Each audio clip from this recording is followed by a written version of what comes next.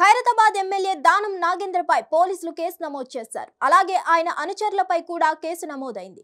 Jubilee hills డివిజన్లోని Nandagiri hills గుర్రు Brahman నగర్లో స్థానికులను రెచ్చగొట్టారని, దీంతో వారు ఆయన సమక్షంలోనే పార్క్ గోడను కూలగొట్టారని జీహెచ్ఎంసీ అధికారులు పోలీసులకు ఫిర్యాదు చేశారు.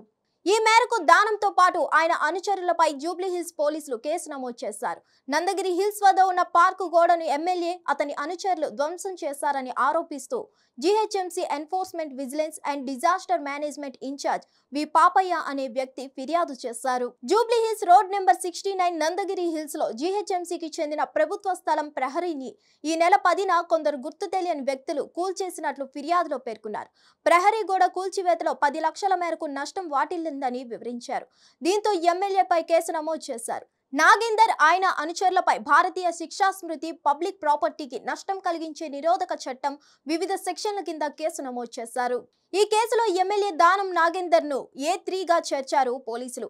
గతంలోనూ దానం నాగేందర్ పై ఫిర్యాదులు వచ్చాయి. నాగేందర్ కాంగ్రెస్ లో చేరకముందు తమ భూములు కబ్జా చేశారని బేగంపేట బస్తీ వాసులు ప్రజావాణిలో ఫిర్యాదు చేశారు.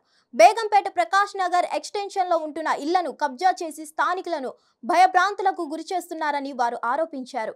ఈ సమస్యపై ఎక్కడికి వెళ్లినా తమ సమస్య పరిష్కారం కావడం లేదంటూ ఆవేదన వ్యక్తం చేశారు. ఇళ్ల దగ్గర రౌడీ షీటర్లను పెట్టి భయపెడుతున్నారని బాధితులు ఆరోపించారు. ఆ తర్వాత దానం నాగేంద్ర కాంగ్రెస్ పార్టీలో జాయిన్ అవ్వడం, దీంతో బస్తీవాసుల సమస్య మొదటికొచ్చినట్లు చెప్తున్నారు. మరిన్ని అప్డేట్స్ కోసం stay tune to hit TV.